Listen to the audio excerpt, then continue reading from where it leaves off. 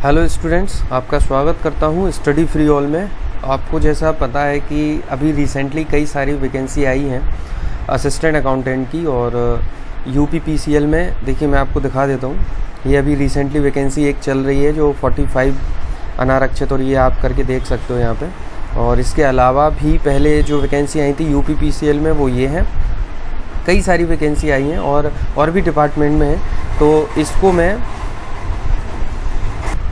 Syllabus wise start करूँगा। और syllabus यहाँ पे आप देख सकते हो, ये कॉमन सिलेबस है अकाउंटेंसी का and auditing and income tax का। ये बहुत अच्छी वैकेंसी है, आप इसको फिल कर सकते हैं अगर आपने नहीं किया है तो। जिसमें आप trading, profit and loss and balance sheet, bill of exchange, self balancing, ledger and sectional balancing, ठीक है ना, ये सारे आप देख सकते हो।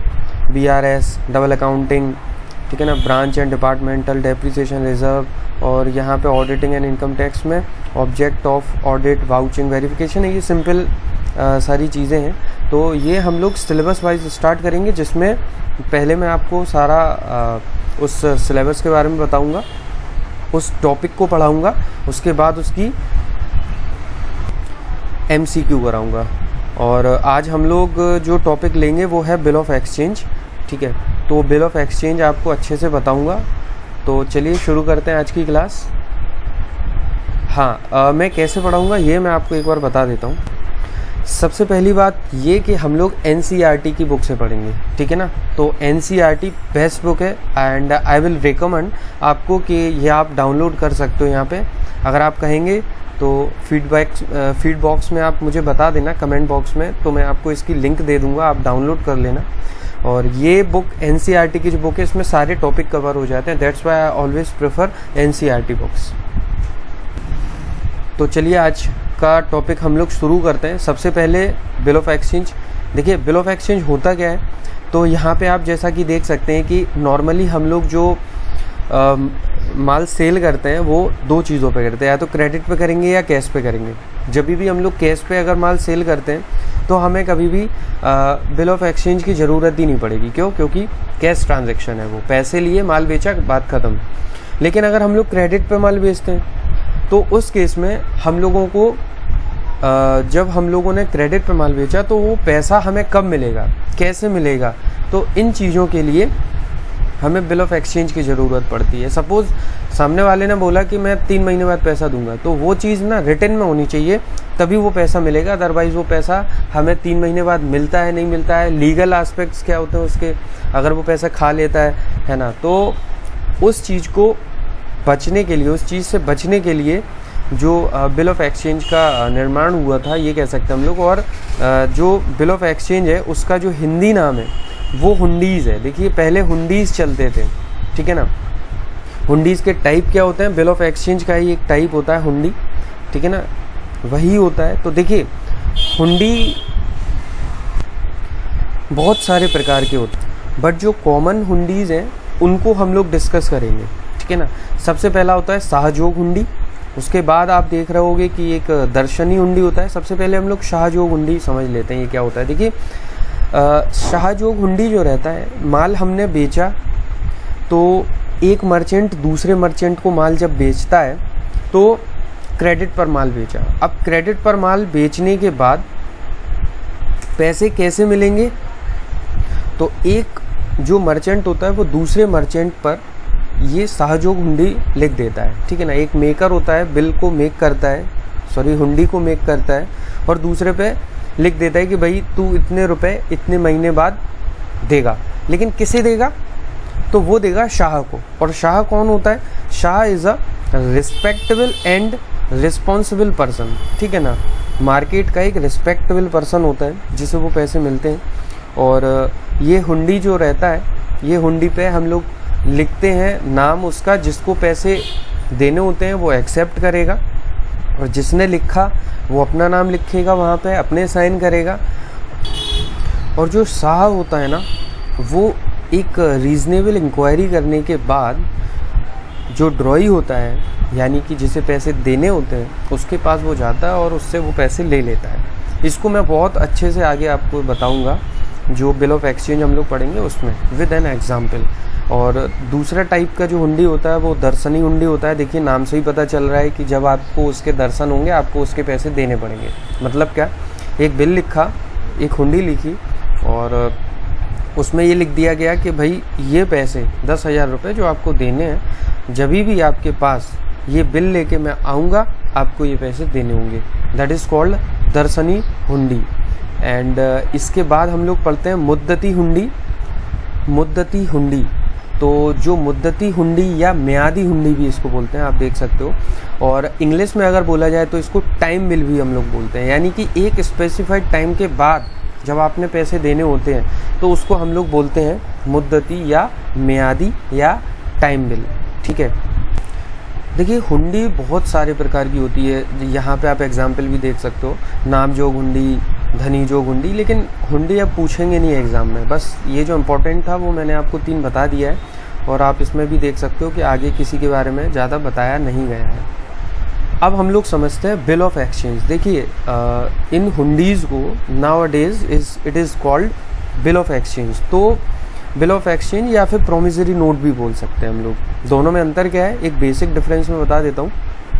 बिल ऑफ एक्सचेंज जो है वो कंटेन करता है अनकंडीशनल ऑर्डर, याद रखना ऑर्डर, ठीक है ना। और जो प्रोमिसरी नोट होता है वो अनकंडीशनल प्रॉमिस, ठीक है ना। दोनों में जो बेसिक डिफरेंस है वो ये है। इसमें बिल ऑफ एक्सचेंज में एक ऑर्डर होता है और प्रोमिसरी नोट में एक प्रॉमिस होता है ये पे करने का। ये सारी चीज़ें जो गवर्न होती हैं कहाँ से होती हैं, तो वो होती हैं इंडियन इंस्ट्रूमेंट एक्ट 1881 के तहत। इन सब के बारे में इसी एक्ट में दिया गया है। अब हम लोग समझते हैं कि meaning of bill of exchange होता क्या है और हम लोग कब लिखते हैं। तो बिल ऑफ एक्सचेंज जो है वो डिफ़ाइन किया गया है इंस्ट्रूमेंट एक्ट में 1881 में। And bill of exchange contain करता है अनकंडीशनल ऑर्डर। ये बहुत इंपॉर्टेंट चीज़ है, अनकंडीशनल ऑर्डर याद रखना। ये बिल को जो लिखता है उसे उस पर साइन करने रहते हैं और वो डायरेक्ट करता है किसी पर्सन को कि आप इतने रुपए देंगे एक टाइम के बाद। वो पैसे आप या तो मेरे ऑर्डर पर किसी को देंगे या फिर बेयरर ऑफ द इंस्ट्रूमेंट। देखिए बेयरर का मतलब जिसके पास वो बिल होगा आपको उसको वो पैसे देने होंगे। ये 2 कंडीशन उसमें रहती हैं। अब देखिए इसमें कुछ फीचर्स होते हैं बिल ऑफ एक्सचेंज के। तो ये जो फीचर्स हैं ये इम्पॉर्टेंट है और यहीं से क्वेश्चन बनते हैं थ्योरी में। तो थोड़ा सा ध्यान से आप यहाँ पे ध्यान से आप पढ़ना। अब bill of exchange must be in writing. देखिए सबसे पहले ये राइटिंग में होना चाहिए। सेकंड थिंग, यहाँ पे एक ऑर्डर होना चाहिए to make payment. Third thing important कि order to make payment is unconditional. ये कंडीशन नहीं होनी चाहिए कोई सी भी कि मेरी शादी होगी तो पैसे दूंगा, शादी में दहेज मिलेगा तो पैसे दूंगा। ये सारी कंडीशंस कुछ भी नहीं होनी चाहिए। The maker of the bill of exchange must be signed it. जिसने बिल बनाया है उसको साइन करने पड़ेंगे। इसके बाद payment to the made must be in certain. जो पेमेंट का अमाउंट है वो सर्टेन होना चाहिए। The date on which payment is made must be certain. वो जो डेट है जिस तारीख को हमें पैसे देने हैं वो सर्टेन होनी चाहिए। The date on which payment, ये हो गया। And the bill of exchange must be payable to certain person. ये जो जिस पर्सन को पैसे देने हैं वो भी सर्टेन पर्सन होना चाहिए। And the amount mentioned in the bill of exchange is payable either on demand और on the expiry of the fix period of time. यानी कि जैसे 3 महीने, तो या तो डिमांड जब हो जाए या फिर जब वो टाइम पीरियड निकल जाए, ये उसमें लिखा होना चाहिए। इन दोनों के अलावा कोई तीसरी कंडीशन होती ही नहीं है। इट मस्ट बी स्टेम्ड, और ये स्टेम्ड होना चाहिए, ठीक है ना। अब देखिए हम लोग समझते हैं कि जो बिल ऑफ एक्सचेंज है जनरली क्रेडिटर के द्वारा लिखा जाता है और क्रेडिटर पर लिखा जाता है। यानी कि डेटर पर लिखा जाता है। जो डेटर होता है, ठीक है ना, जिसने माल खरीदा है उस पर लिखा जाता है। उसे हम लोग ड्रॉई भी बोलते हैं, ठीक है। और ड्रॉई के द्वारा उस बिल को एक्सेप्ट किया जाता है। अगर वो ड्रॉई उसको बिल को एक्सेप्ट नहीं करता है तो उसको हम लोग सिर्फ एक ड्राफ्ट बोलते हैं, ना कि बिल ऑफ एक्सचेंज। ये बड़ी इंपॉर्टेंट चीज़ है। एक एग्जाम्पल समझते हैं। जैसे अमित ने माल बेचा है रोहित को, ठीक है ना। तो अमित ने माल बेचा है रोहित को। यहाँ पर अमित कौन हो जाएगा? ड्रॉअर हो जाएगा, मेकर भी हो जाएगा, क्योंकि मेकर भी बोलते हैं हम लोग। देखिए बिल को मेक करने वाला मेकर, तो अमित जो है वो कौन है हमारा, क्रेडिटर भी है क्योंकि उसने माल बेचा है, सेलर भी है और ड्रॉअर भी है बिल का। 10,000 का माल बेचा है और बोला है कि 3 महीने बाद आपने पेमेंट करनी है, या तो मेरे को या मेरे द्वारा जिसको बोला जाए उसको। यहाँ पर एक चीज़ आप याद रखना, जो रोहित है वो यहाँ पर बिल को एक्सेप्ट करेगा। अगर बिल को एक्सेप्ट नहीं करता है तो उसको हम लोग क्या बोलेंगे, सिर्फ एक ड्राफ्ट, ना कि बिल। अगर वो बिल को एक्सेप्ट कर लेता है तो वो बिल कहलाएगा, बिल ऑफ एक्सचेंज कहलाएगा।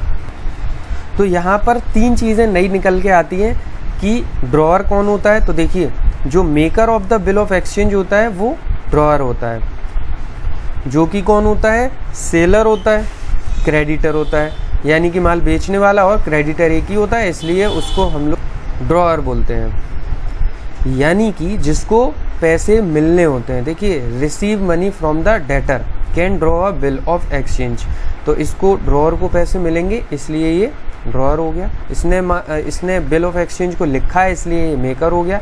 इसने माल बेचा है इसलिए ये सेलर हो गया, और ये क्रेडिटर तो है ही क्योंकि ये सेलर है। अब हम लोग बात करते हैं ड्रॉई की।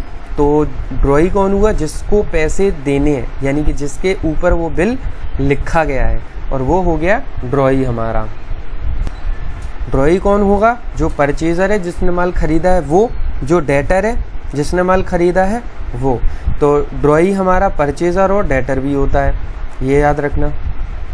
और पेई की अगर हम लोग बात करें तो जिसको पैसे मिलने होते हैं वो हमारा कौन होता है, वो हमारा होता है पेई। नॉर्मली क्या होता है कि जो ड्रॉअर होता है वही हमारा पेई भी होता है। लेकिन अगर ड्रॉअर ने 2 कंडीशन, अगर कोई एक कंडीशन जैसे मैं आपको बताऊंगा, सपोज ड्रॉअर ने एक ऑर्डर दिया है कि आप ये इतने रुपए मेरे कहने पर किसी और व्यक्ति को दे दें, तो उस केस में जो पेई होगा, यानी कि जो पैसे जिसे मिलने वो कोई और हो जाएगा, फिर ड्रॉअर नहीं होगा। ठीक है, चलिए हम लोग इसका फॉर्मेट भी देख लेते हैं, एक स्पेसिमेन देख लेते हैं और एक एग्जाम्पल भी ले लेते हैं हम लोग। ठीक है ना, यहाँ पे आइए, ये देखिए example, Mamata sold goods worth 10,000 to Jyoti. तो देखिए ममता ने माल बेचा है इसलिए शी इज़ ड्रॉअर और मेकर ऑफ द बिल, और 10,000 का माल ज्योति को बेचा है तो ज्योति कौन हो जाएगी, ड्रॉई। ठीक है, अब अगर ये Mamata gives away this bill to her creditor Ruchi. देखिए ममता की कोई क्रेडिटर हुई रुचि, यानी कि रुचि को पैसे देने होंगे ममता को, तो उसने क्या करा होगा कि रुचि को वो बिल दे दिया होगा। ठीक है, तो उसके जो पैसे मिलेंगे वो किसे मिलेंगे, रुचि को। तो रुचि कौन हो जाएगी, रुचि पे ही हो जाएगी इस केस में। तो हम ये कह सकते हैं कि नॉर्मली जो ड्रॉअर और पेई सेम होता है, लेकिन अगर किसी और को पैसे देने पड़े ड्रॉअर की अलावा तो वो पेई जो है वो चेंज हो जाएगा। यहाँ पे हम लोग देख सकते हैं कि बिल कैसे लिखा जाता है। ये है ममता, ठीक है, और ये उनका एड्रेस है। यहाँ पे लिख दिया गया है कि मेरे ऑर्डर पर आपको वो पैसे देने होंगे 10,000 रुपीज़। और यहाँ पे आप स्टैम्प देख सकते हैं, ये स्टैम्प के नीचे एक्सेप्टेंस मिलेगी हमें ज्योति की, क्योंकि ज्योति कौन है, ड्रॉई, यानी कि एक्सेप्टेंस कौन देता है, जो ड्रॉई होता है। ये उसका एड्रेस है और ये मेकर ऑफ द बिल है। बिल ऑफ एक्सचेंज के फंडामेंटल्स आप समझ गए हैं, तो चलिए अंडरस्टैंड करते हैं और एक टेस्ट लेते हैं छोटा सा। अगर आप लोगों को समझ में आ गई होंगी तो आपको ये आंसर्स आ जाएंगे। और यही वो क्वेश्चंस हैं जो देखिए वो एग्ज़ाम में पूछे जाते हैं, बहुत छोटे छोटे से क्वेश्चंस हैं। ट्रू एंड फॉल्स हम लोग पढ़ते हैं। अ bill of exchange must be accepted by the पेई। बिल ऑफ एक्सचेंज एक्सेप्ट कौन करता है, क्या पेई करता है? नहीं, ड्रॉई करता है। आगे बढ़ते हैं। अब bill of exchange is drawn by the creditor. तो देखिए जो बिल ऑफ एक्सचेंज है वो क्रेडिटर ड्रॉ करता है, बिल्कुल सही बात है। सेलर भी बोलते हैं उसे, क्रेडिटर भी बोलते हैं उसे, ड्रॉअर भी बोलते हैं उसे, मेकर भी बोलते हैं उसे। अब bill of exchange is drawn for all cash transaction. तो क्या कैश ट्रांजेक्शन के लिए हम लोग करते हैं बिल ऑफ एक्सचेंज? जी बिल्कुल नहीं। हम लोग जो बिल ऑफ एक्सचेंज बनाते हैं वो हमेशा क्रेडिट ट्रांजैक्शन जो रहते हैं उनके लिए बनाते हैं। कैश में तो कोई दिक्कत ही नहीं है ना, कैश मिल गया बात ख़त्म। इसके बाद हम लोग पढ़ते हैं चौथा, अ bill payable on demand is called time bill.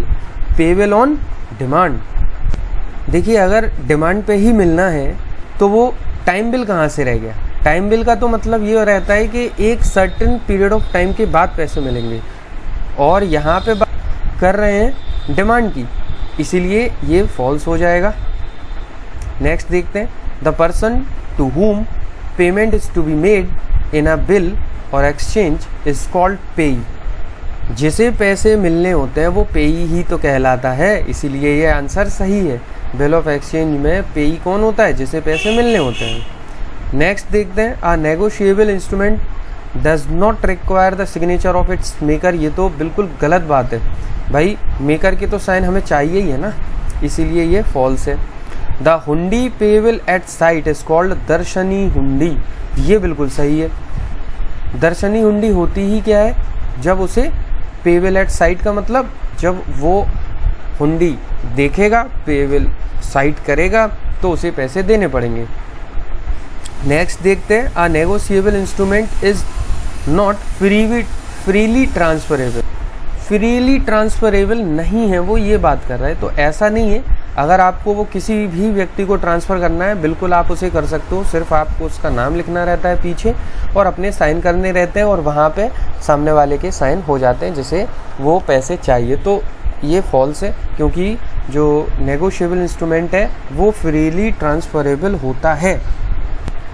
तो देखिए स्टैंपिंग तो ज़रूरी है बट एक्सेप्टेंस ज़रूरी नहीं रहता है। क्यों? क्योंकि यहाँ पे प्रॉमिस होता है, ठीक है ना, इसीलिए stamping of promissory note is not mandatory. तो ऐसा नहीं है, बिल्कुल मैंडेटरी है, स्टैंपिंग ज़रूरी है, ठीक है। एंड नीचे लास्ट वाला देखते हैं, the time of payment of a negotiable instrument need not be certain. तो टाइम ऑफ पेमेंट सर्टेन नहीं, ऐसा कैसे हो सकता है भाई? हमने अभी पढ़ा था कि सर्टेन टाइम पे ही हमें पैसे देने रहेंगे, इसीलिए ये भी फॉल्स हो जाता है। आई होप आपको ये वीडियो अच्छी लगी होगी, समझ में आया होगा। सब्सक्राइब कीजिए, एक मैं प्लेलिस्ट बना रहा हूँ और उस प्लेलिस्ट में ही आपको ये सारी वीडियो आपको पार्ट 1 पार्ट 2 के रूप में मिल जाएंगी। और अगली वीडियो में हम लोग प्रोमिसरी नोट पढ़ेंगे। और थैंक यू, अगर आपको अच्छा लगा हो तो प्लीज़ लाइक कर दीजिएगा, जिससे मुझे समझ में आए कि हाँ आपको वो चीज़ें बहुत अच्छे से समझ आ रही हैं। Thank you.